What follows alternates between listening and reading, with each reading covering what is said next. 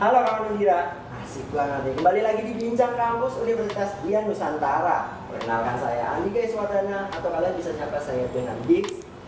Kali ini Bincang Kampus Undira sangat berbeda karena episode sebelumnya dipandu oleh Kak Sekar Ayu, dan di episode kali ini dipandu oleh saya sendiri yang terganteng di biro humas Undira. Pede habis. Mungkin kalian bertanya-tanya, kamu nanya kita lagi di mana? Kita berada di sudut satu kopi, Tanjung Duren, Jakarta Barat. Ini tempatnya nggak jauh dari kampus kita, guys. Untuk kawan-kawan Undira yang mau garap tugas atau sama kekasihnya ngedate kopi date, bisa kesini guys. Karena di sini free wifi, kenceng habis. Tapi jangan nonton film-film ya. Jadi di sini cuma buat kerjain tugas aja, gitu kan. Teman-teman boleh nanti nih kepoin di Instagramnya di @sudut1kopi. Sudut satu nanti ada nih di bawah ya. Editor jangan lupa taruh bawahnya. Oke. Bincang Kampus kali ini diselenggarakan dalam rangka memperingati Hari Sumpah Pemuda pada tanggal 28 Oktober 2022 kemarin dengan mengangkat tema Muda Berkarya dan Kreatif Membangun Bangsa Melalui UMKM. Ada alasan mengapa kita mengambil tema yang berkaitan dengan UMKM. Dikarenakan Rektor Universitas Dian Nusantara, Profesor Dr. Haji Suharyadi, sangat mengharapkan mahasiswa Undira mampu menjadi seorang wirausaha dan mengikuti perkembangan teknologi di tahun 2030 sesuai visi Undira. Nah, untuk itu kami menghadirkan dua narasumber yang sangat luar biasa di bidangnya masing-masing. Di antaranya ada Bapak Erik Sahu Silawane selaku Komisaris PT Legato Global Annex Tama dan fasilitator di Pusat Pelatihan SDM Ekspor dan Jasa Perdagangan Kementerian Perdagangan RI. Selamat pagi, Pak. Selamat pagi, Sabadika Dika. Sabadika dong itu. Dan juga ada Mas Erlangga Dilaga selaku founder Dirko Kreatif, Video dan Visual Branding Spesialis. Selamat pagi, Mas. Oh, nggak ada suaranya ya? Enggak. Sebelum kita mengupas tuntas dua narasumber kita ini, ada yang namanya Undirapedia. Penasaran kan Undirapedia seperti apa? Saya bacakan. Undirapedia, Erik Lex Donald Sahu Silawane. Beliau merupakan fasilitator di Pusat Pelatihan SDM Ekspor dan Jasa Perdagangan Kementerian Perdagangan RI. Selanjutnya beliau juga merupakan coach di Export Coaching Program Kementerian Perdagangan RI dan juga BNSP Certified pendampingan UMKM Kemenkom UKM. Dan selanjutnya beliau juga merupakan founder di UKM Hub. Beliau juga merupakan founder dari IHOP, Indonesia House of Products for Export pada tahun 2018 bulan Februari. Beliau juga merupakan inisiator Export 5.0 di bulan Januari di tahun 2020. Beliau juga merupakan konseptor standar kompetensi kerja nasional Indonesia Ekspor Impor Kementerian Ketenagakerjaan nomor 95 tahun 2018. Beliau juga merupakan komisioner PT Legato Global Annex Tama DKI Jakarta dan juga merupakan komisioner PT Bahana Surya Madani.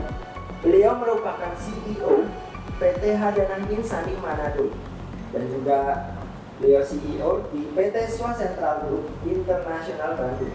Dan bagi kawan Undira yang belum tahu, beliau juga sempat menjabat sebagai Kaprodi Manajemen di Universitas Dian Nusantara. Hebat sekali. Nah, berikut itu tadi merupakan Undirapedia dari Pak Erik Sahu Silawane. Dan selanjutnya akan saya bacakan Undirapedia dari Mas Erlangga Dilaga sebagai Visual Branding Spesialis dan founder Dirko Creative Studio. Mas Angga ini menyelesaikan studi DKV-nya atau desain grafis di salah satu universitas di Jakarta. Dan Mas Angga ini memulai karir pada tahun 2005 hingga 2007 atau selama lebih dari 1 tahun Mas Erlangga bergabung di Gelora Aksara Pratama, penerbit Erlangga sebagai Operations Manager. Selanjutnya pada Desember 2020 hingga sekarang atau selama 2 tahun terakhir beliau bergabung di Rans Entertainment sebagai brand designer. Luar biasa. Dan pada Februari 2021 hingga sekarang beliau juga bergabung di Kementerian Perdagangan Republik Indonesia sebagai packaging designer, guys. Dan pada tahun 2021 beliau sempat bergabung di Indonesian Design Development Center sebagai brand designer IDDC. Luar biasa. Nah guys, dari Undidapedia yang sudah saya sebutkan, ini menarik nih guys. Ternyata kedua narasumber kita kali ini sama-sama dari Kementerian Perdagangan. Yang satu di bidang desain dan yang satunya merupakan ekspertis di bidang ekspor. Menarik banget buat kita bahas ya kan. Nah, baik kawan Undida, peran UMKM sangat besar untuk pertumbuhan perekonomian Indonesia. Dengan jumlah sektor bisnis pada tahun 2021 mencapai 64,19 juta dan kontribusi UMKM terhadap critical engine atau PDB juga mencapai 61,07% atau senilai 8.574 triliun rupiah pada tahun 2021. Kondisi UMKM lokal sempat menurun pada 2 tahun pertama pandemi COVID-19, yakni di tahun 2020-2021. Berdasarkan survei dari UNDP dan LPPM UI, lebih dari 48% UMKM mengalami masalah bahan baku, 70% pendapatannya menurun, 88% UMKM mengalami penurunan permintaan produk, dan bahkan 97% UMKM mengalami penurunan nilai aset. Nah, baik kawan Undira, mari langsung saja nih kita kupas kedua narasumber kita kali ini ya. Kita awali dengan Mas Erik Sahusilawane. Selamat pagi Mas. Selamat pagi Sabadika. Sabadika. Sabadika sama Dika. Sabadika. Sabadika. Terima kasih sudah menyempatkan waktunya Pak. Sama-sama. Langsung aja nih Mas di pertanyaan pertama. Kalau dilihat dari CV-nya Mas Erik nih, Mas Erik banyak sekali pengalaman di bidang ekspor impor khususnya pada UMKM. Sejak tahun berapa sih Mas Erik bergelut di bidang UMKM khususnya ekspor dan impor? Boleh diceritakan? Oke, jadi pertama kali saya itu adalah eksportir ikan hias air tawar dan air laut. Ya, itu tantangannya sangat menarik. Kenapa? Karena kalau ikan hias, coba sebutin satu ikan hias apa? Ikan yang Ya. Finding Nemo. Oh, itu ikan laut. Oh, iya. Misalnya yang paling umum adalah gepi atau ikan cupang. Ikan cupang itu nama latinnya Beta splendens. Beta. Nah, itu kecil ya. Jadi semua ikan hias yang diekspor itu yang masih baby atau masih kecil, umur 10 sampai 30 hari. Ya, jadi masih kecil. Tapi itu udah pada keluar negeri semua tuh. Ya, mengekspor ikan hias itu yang pertama masalahnya adalah kasih harga. Bayangkan ukuran S, M, L. Itu harganya beda-beda. Jenisnya beda-beda, ya. Terus udah gitu berangkat dari sini hidup sampai sana harus tetap hidup. Oh itu. Ya. Dan dia kan dalam air rame-rame itu 150 ekor dalam satu plastik. Dan dari sini ke bandara aja plastiknya nggak mungkin diam, pasti goyang-goyang. Makanya gitu, gimana caranya supaya dari sini ke sana tetap hidup. Nah, itu tantangan yang pertama. Terus aturan FAA rules 40 jam maksimal dia ada di udara gitu ya. Jadi udaranya harus siap untuk. Jadi makanya dalam plastik itu ada udara, ada air. Harus tahu tuh ikan mana yang perlu banyak udara, mana ikan yang perlu banyak airnya gitu. Beda-beda tuh Mas ya? Iya, kalau misalnya dia ikan yang gampang buang air atau gampang aktivitasnya gitu ya, maka airnya harus lebih banyak. Udaranya berarti dalam satu plastik itu kan ada udara dan air. Itu tantangannya luar biasa gitu. Nah, yang pertama saya eksportir. Jadi seorang yang membimbing UKM harus sudah menjadi eksportir yang sukses, karena kalau enggak ya gimana cara bimbing orangnya gitu. Tapi nggak cuma itu, karena saya adalah trading ya. Jadi multi produk. Ketika pertama kali kompor minyak tanah, tahu nggak butterfly? Tahu kan? Iya. Berarti ini bukan anak milenial nih kalau selalu nih. Bis tingkat atau nggak bis tingkat? Makanya kalau tahu bis tingkat, kompor minyak tanah berarti bukan milenial nih. Bukan anak lama ya? Jadi ketika kompor berubah dari minyak tanah ke gas, kompor minyak tanah di Indonesia tuh susah cari pembelinya. Saya bantu ekspornya ke salah satu negara di Afrika Barat, itu Nigeria. Jadi banyak hal yang udah saya ekspor ya, teh walini, sabun, macam-macam.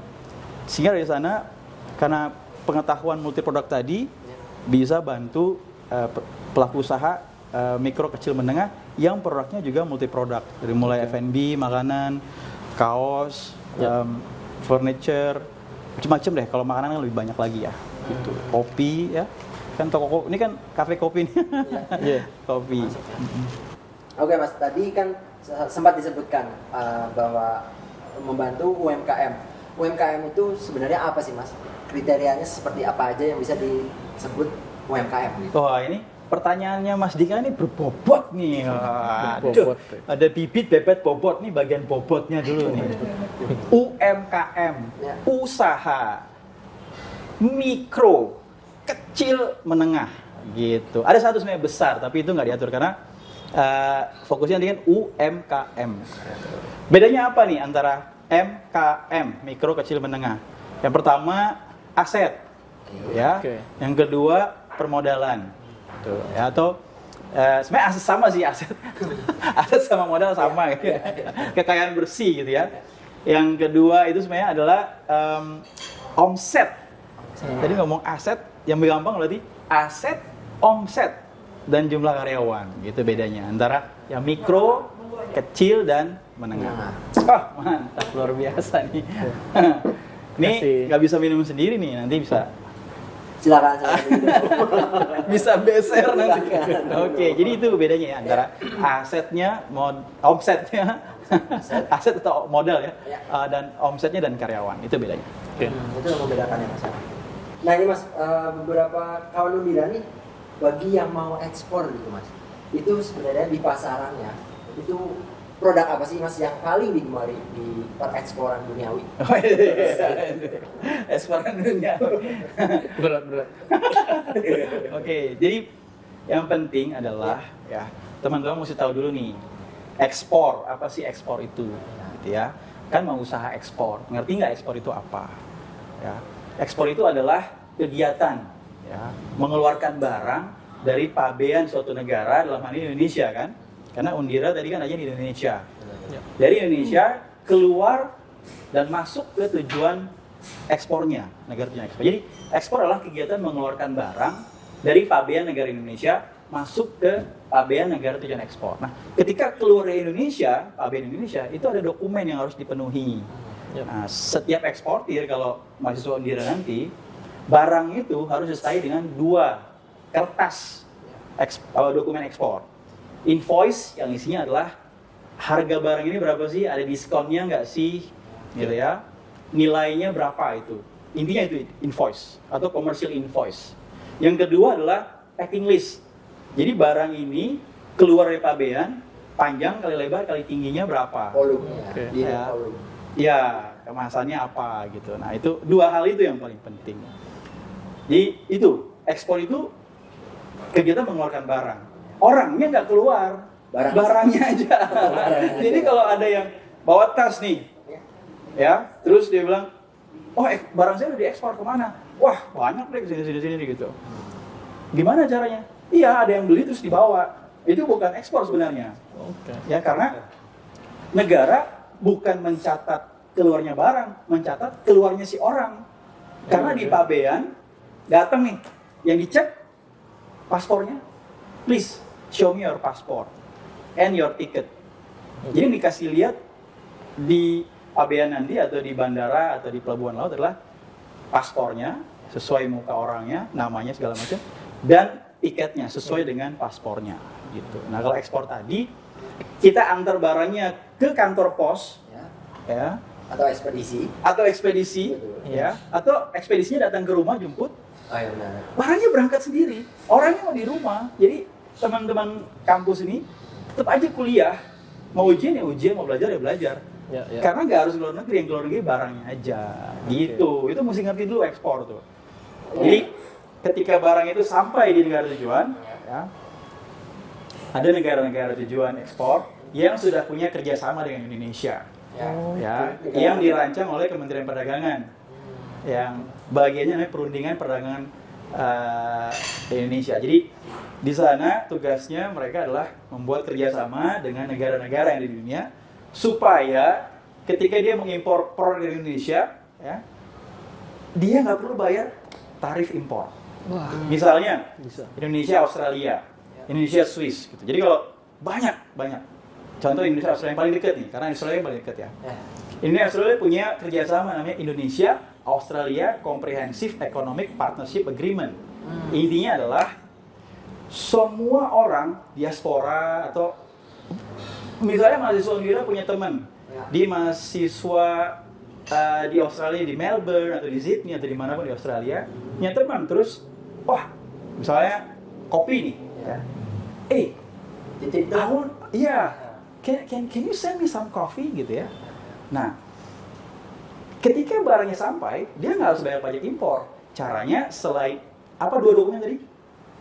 invoice komersial, Sama commercial invoice dan packing list tadi, ada satu nih, namanya COO atau apa tadi? Certificate of Origin. Atau bahasa Indonesianya ESKA. SKA tuh yang kayak beda dong. Oh, beda ya. Beda joget sekali. Beda. Itu. Jadi SKA singkat dari surat keterangan asal. Jadi begitu sampai di sana ada commercial invoice dan packing list, tambah satu lagi surat keterangan asal bahwa ini dari Indonesia. Pak AB yang di sana nggak berhak untuk meminta pajak impor dari si pembeli. Tapi terbatas hanya 6.474 items, gitu ya. Yang sudah ditentukan. Yang sudah ditentukan perjanjiannya dengan banyak Indonesia. itu ya. Gitu. Apa aja? Ya lihat nanti di aturan yang lampirannya ada dilihat. Ada Lampiran. bisa diakses ya. Iya, ya SEPA itu bisa diakses online. Berarti peluangnya besar sekali ya Mas untuk 6.474, luas, banyak banget. Iya. Dan itu bisa dilakukan sambil teman-teman ini kuliah. Wah, Sambil kerja. Ada yang kerja nih. Di Unira kan banyak yang kerja, sambil kuliah. ya. Gitu. Jadi itu bisa dilakukan sambil. Nah sampai saat ini nih sudah ada berapa banyak UMKM yang Mas Erik bina sih Mas? Banyak ya. Yang pasti wilayahnya dari se-Indonesia gitu, karena Kementerian Perdagangan itu kan daya cakupnya se-Indonesia, ya. Jadi Kementerian Perdagangan ada namanya Export Coaching Program. Nah, saya kan di sana. Export Coaching Program ini dari mulai 3 kota kabupaten provinsi, sekarang ada 10 kota kabupaten provinsi. Nah, jadi produknya yang mudah kami bantu, yang pasti tahun ini satu daerah kan 30 kali 10 300. Iya. Ya, minimal ada 300 nih gitu. Yang sebenarnya Mas Angga bantu juga dari sisi kemasannya gitu. Karena karena di Kementerian Perdagangan di PPJP tadi fokusnya untuk ekspor. Nah, kalau di IDC fokusnya adalah untuk kemasannya cantik. Coba teman-teman kalau belanja sesuatu, anak muda nih, ya. Apa sih yang dilihat kemasannya? Keren nih. Dan banyak orang yang kalau teman-teman pergi ke sebuah tempat yang grocery gitu, supermarket, sederet nih, pilih yang mana nih, dan kita belum kenal brandnya misalnya, pasti lihat dari kemasan. Jadi kemasan itu penting banget sebenarnya. Gitu. Bisa Mas Erik sebutin nggak kayak top 3-nya yang UMKM unggulan yang sudah Mas Erik bina gitu, baik dari grafik penjualannya yang meningkat kah, atau bahan baku yang sangat mendukung, atau alasan apa gitu dari top 3 ini? Jadi yang paling banyak di setiap daerah biasanya ada kopi. Wajib banget. Kopi ada tuh. Saya ke Sulawesi Utara, saya di Sulawesi Utara ada kopi. Ya. Saya ke Sulawesi Selatan ada kopi. Iya. Saya di Bandung, Jawa Barat ada kopi. Kopi. Tapi teman-teman mesti tahu bahwa kopi itu diatur oleh organisasi namanya ICO. International Coffee Organization. Di Indonesia ada AECI, Asosiasi Eksportir Kopi Indonesia. Nah, dan yang teman-teman mesti tahu adalah, tahu nggak di negara di bumi Indonesia ini ya, itu banyak banget kopi. Ya. Dan di seluruh dunia, gitu ya, ada negara-negara yang emang nggak bisa dia tanam kopi, seperti Finland, gitu, Eropa Timur, itu nggak bisa dia tanam kopi. Dia pasti impor. Dia harus impor kopi. Ya, jadi karena itu kita banyak main kopi karena dia harus impor. Jadi kalau teman-teman mahasiswa yang mau mulai ekspor, ya mulai aja dengan kopi. Gitu. Karena kopi itu memang dibutuhkan. Ya. Dan setiap orang sekarang boleh ekspor kopi. Gitu. Ya. Selain kopi, yang dua lagi? Kopi yang pertama ya. Yang pertama itu. Nah, yang kedua adalah makanan. Ya. Makanan ini luas ya. Sebelah kah? Seblak ekspor juga. Ada juga. Ada. Ke Malaysia jadi. Anda sebenarnya maafkan saya. Ternyata bisa ya? Bisa. Kemana sih yang paling banyak impor seblak? Iya. Yang paling banyak diaspora. Apa tuh diaspora? Diaspora itu adalah kalau kita ke luar negeri, Iya. ya kita namanya diaspora. Jadi warga negara Indonesia atau WNI yang ada di luar negeri namanya diaspora. Oke. Jadi diaspora itu yang paling banyak mengimpor hal-hal yang kayak recehan tadi tuh. Tapi ini Seblak Yang nggak ada di sana ya. iya. Rindu dia makanan Jadi- Indonesia mungkin. Orang Indonesia gitu yang ke sana pergi misalnya ke Qatar, terus ke UAE, ya United Emirates Arab, terus ke Hong Kong. Terus dia kangen tuh kan. Iya. Makanan Indonesia katanya seblak, makanan gitu ya. Jadi impor. Seblak, keripik, pisang, Iya. terus keripik singkong itu makanan-makanan salah satunya yang beberapa makanan yang paling banyak diimpor. Bisa ternyata ya Pak. Kalau saya baru tahu ternyata banyak hal yang bisa diekspor. Tapi ada batasannya tuh atau Ya. ada barriernya ya, yaitu expiry date. Jadi Oke. minimal harus setahun. Bahkan ada beberapa negara yang Oke. minimal harus 2 tahun. Saving life-nya ya. Nah, gimana caranya supaya si seblak itu Ya. bisa tahan segitu? Biasanya kering, jadi sana baru digoreng. Oke. Kalau udah basah, itu harus segera dikonsumsi gitu. Nah, biasanya yang membuat dia tahan lebih lama ya kemasan. Karena dia kedap udara, jadi nggak ada organisme yang bisa hidup kalau makasan. Iya.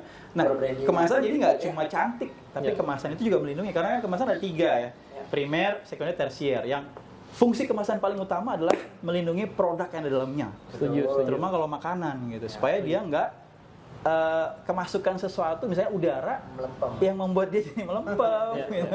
Yang membuat dia jadi berubah warna, berubah bau dan macam-macam. Udara tuh Ya. masalah tuh. Gitu. Iya. Yang ketiga adalah komoditi. Oh, iya. Komoditi misalnya spice and herbs ya. Ya. Teman-teman tahu nggak harga cengkeh itu diatur oleh Indonesia? Oh, Harga iya. cengkeh diatur oleh Indonesia. Jadi Semua global. iya. Karena itu kita waktu itu VOC itu Iya. VOC itu adalah sebuah koperasi loh. VOC itu bukan negara, jadi kita bukan jadi Belanda, tapi dia oleh sebuah koperasi yang kebetulan adalah orang Belanda. Oh, Gitu. Dia ngambil Rempah-rempah. rempah-rempah di Iya, Indonesia. Gitu ya. Dari semua UMKM yang sudah berhasil diekspor ke luar negeri itu Mas. UMKM-nya sih nggak diekspor, tapi produknya. Produknya maksudnya produknya. Tapi bisa UMKM juga tuh. tersebut. Berarti orangnya diekspor, berarti TKI ya. Itu beda lagi ya. Dari semua itu tuh apa saja sih keuntungannya untuk pelaku UMKM-nya dan juga untuk Indonesia? Apa keuntungannya buat kita? Ya. Ini untuk teman-teman mahasiswa nih, karena ini istilahnya teknis nih ya. Iya. Ya.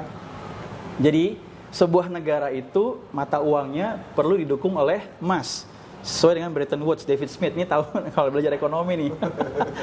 Dan jadi mata uang suatu negara itu didukung oleh cadangan emas dan devisa. Nah, kenapa Indonesia mendukung ekspor melalui Kementerian Perdagangan? Supaya kita bisa dapat mata uang asing masuk ke Indonesia. Jadi neraca perdagangannya positif, surplus.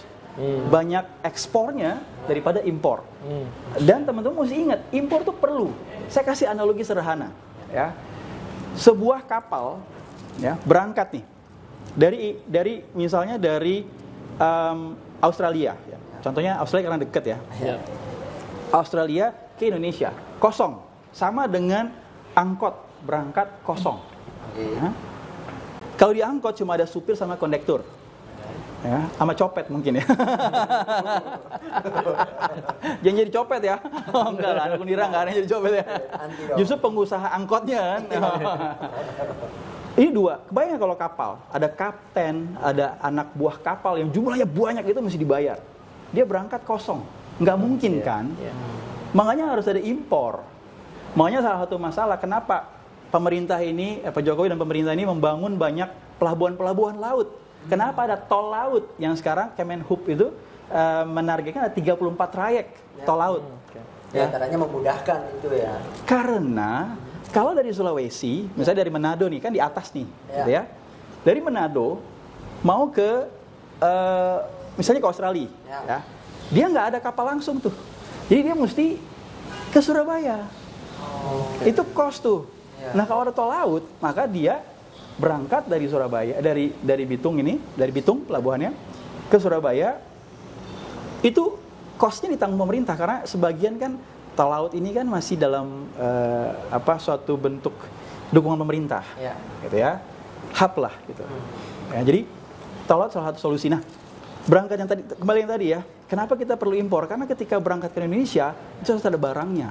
Jadi nggak bisa juga Indonesia nggak akan pernah mengimpor barang, nggak mungkin, gitu, karena nggak mungkin juga gitu berangkat ke Indonesia atau angkot berangkat kosong pergi full, nggak.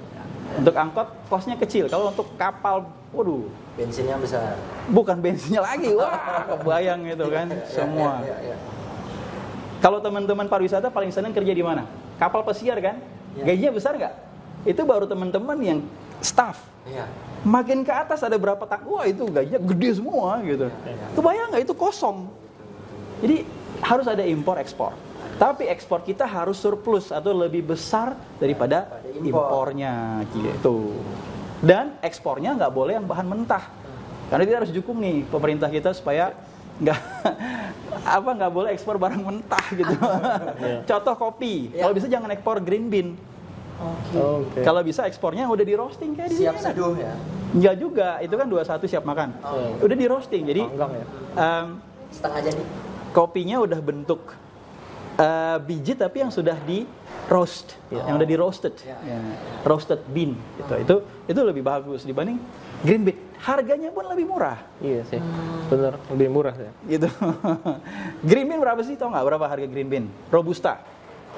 Berapa itu? Ya sekitar 60, 70, 80, 90. Tapi kalau di roasted specialty coffee namanya, wah itu biasa 150 gitu. Iya. Bisa. Jadi banyak tuh yang kita harus dukung nih program pemerintah yang nggak ekspor barang mentah. Tapi lebih mudah memang ya. Karena petik ceri merah, jemur, pack, ekspor gampang gitu ya. Ya, di perjalanan Mas Erik dalam membina UMKM ini Mas, ada kesulitan pasti dong, pasti ditemui kesulitan. Bisa dijelaskan kesulitan terkecil hingga kesulitan terbesarnya dalam melakukan pembinaan terhadap UMKM ini untuk menyiapkan ekspor produk UMKM yang dihasilkan, Mas. Oke. Jadi gini, Kementerian Perdagangan itu saya ini esotornya ada namanya Ekspor 5.0 ya. Apa sih Ekspor 5.0? Ekspor 5.0 itu adalah usaha atau bisnis yang berorientasi ekspor, yang berintegrasi dengan teknologi atau berbasis teknologi, berinteraksi dengan jaringan internet dan berbasis teknologi. Itu Ekspor 5.0. Jadi gini contohnya. Kalau zaman dulu, waktu zaman saya, kalau mau ekspor atau menjadi pengusaha, itu harus melakukan perikatan dulu. Jadi nggak bisa sendiri. Saya dengan minimal Mas Angga, 2 orang nih, berikat, melakukan perikatan, disaksikan oleh notaris, bentuknya CV, gitu ya, PT, koperasi, dan banyak yang lainnya. Sekarang dengan Undang-Undang Cipta Kerja, saya sendiri, Mas Angga sendiri, Mas Dika sendiri, dan teman-teman sendiri, yang penting punya KTP, punya kan KTP, yang penting punya NPWP, KTP, NPWP punya kan, yang ketiga, punya waktu nggak 15 menit minimal, ya. Tapi di ruangannya mesti ada wifi-nya gitu ya. Kalau nggak ya bisa 2 jam. Online punya waktu nggak 15 menit. Yang keempat, punya uang nggak 50.000, gitu. Modalnya cuma segitu sekarang. Uang 50.000, wifi, kalau wifi-nya bagus 15 menit, KTP, NPWP, gitu. Daftar ke AHU, ya, Kemenkumham.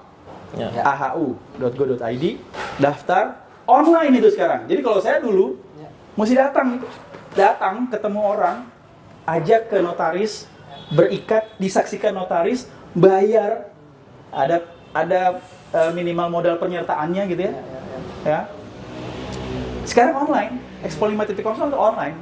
Jadi kita nggak perlu ketemu notaris lagi. Saya tinggal pakai sebuah gadget, klik di tempat yang ada wifi-nya tadi, 15 menit, buka halaman AHU di Kemenkumham, kasih masuk saya punya KTP nomornya, NPWP-nya, dapat nomor induk berusaha, bayar 50.000 ke Kemenkumham, ke negara nih, nggak ke orang nih. Tapi kalau teman-teman punya uang gitu ya dan nggak mau ribet, ya bisa bayar jasa. Bisa 1 juta sampai 2 juta gitu. Beda kan 1 juta dengan 50.000 gitu ya. Ya terserah lah kalau yang kalau yang punya uang ya silakan. Tapi kalau mau sendiri gitu ya. Udah punya usaha ya, cari bayarnya online. Kalau dulu harus ikut pameran, terus harus pergi untuk ketemu buyer. Sekarang online, cari bayar online. Ketik aja di halaman pencari mau pakai Google, Firefox, Opera, Internet Explorer, buyer kopi Finlandia. Karena banyak negara yang emang nggak bisa tanam kopi. Salah satunya Finland misalnya. Buyer kopi Finlandia. Dapat emailnya di email. Itu online. Kebayang nggak? Jadi buat perusahaannya online, sendirian nih. Saya sendiri nih. Saya sekarang sendiri. Cari bayarnya online. Dapat bayarnya di email online. Negosiasinya online. Ya. Segala macam. Tapi ada kekurangannya nih.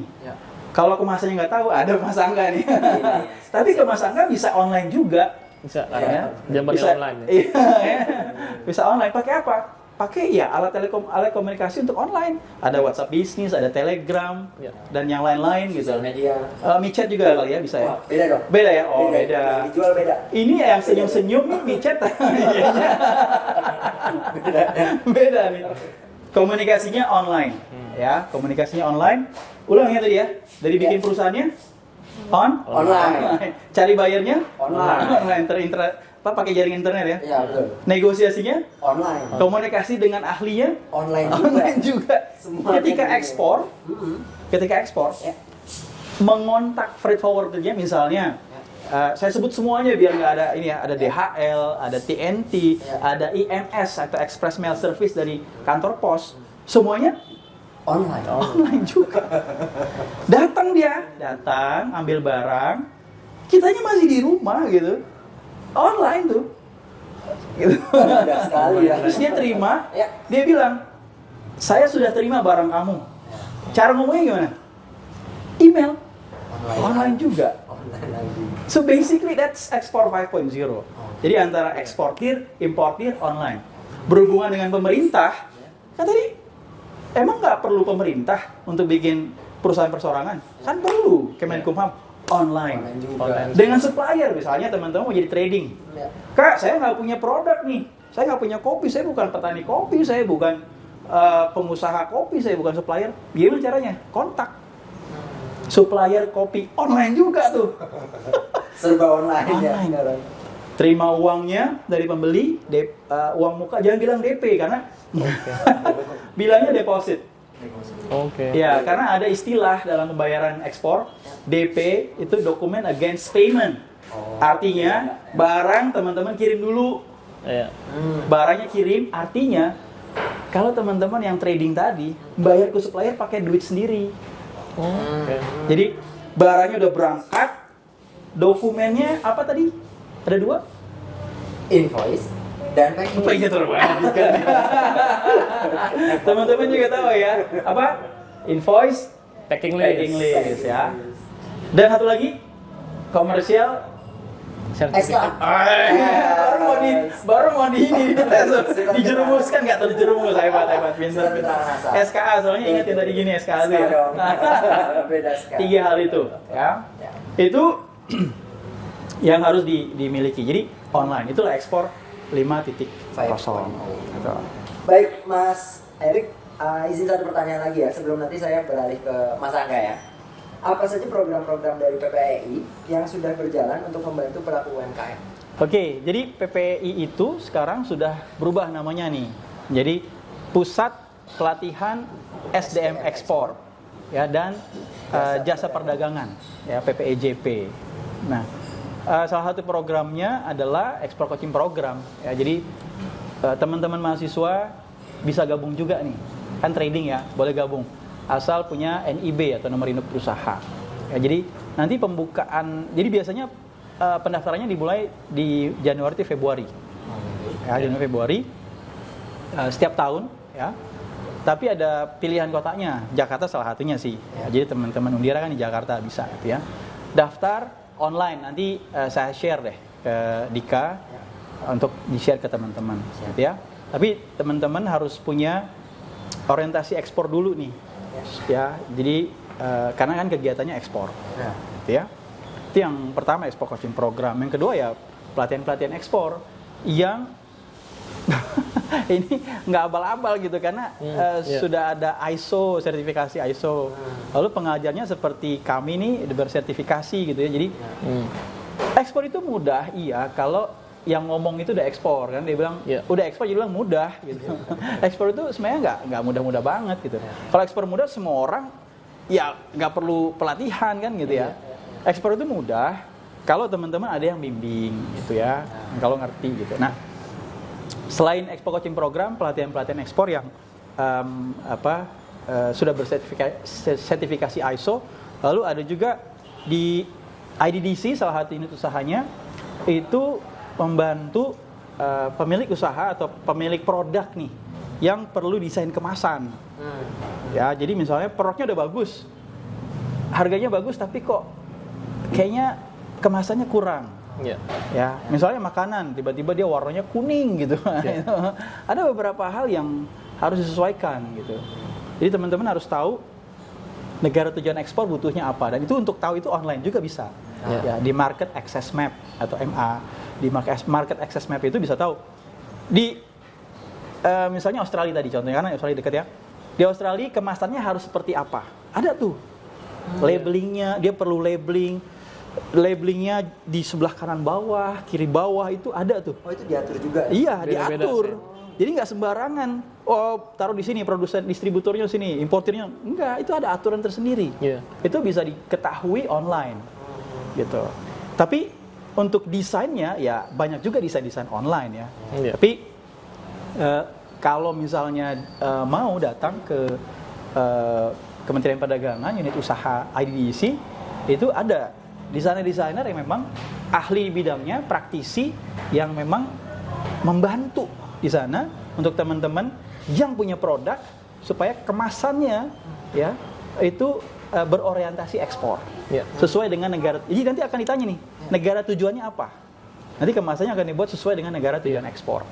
Gitu. Jadi kalau saya bantu secara menyeluruh dari mulai produk yang diterima negara tujuan ekspor apa, atau sudah punya produk, negara tujuan ekspornya apa, gitu ya, dokumennya apa, persyaratannya, izinnya, sertifikasinya segala macam. Tapi kalau khusus untuk kemasan, membuat suatu kemasan yang diterima di negara tujuan ekspor, dari sisi warna, dari sisi segala macam, itu harus ada ahlinya tersendiri, Mas Dika, Sabadika. Nah, gimana guys, seru banget dan kita juga mengupas ya tentang semua pereksporan duniawi yang sudah disampaikan sama Mas Erik ya kan.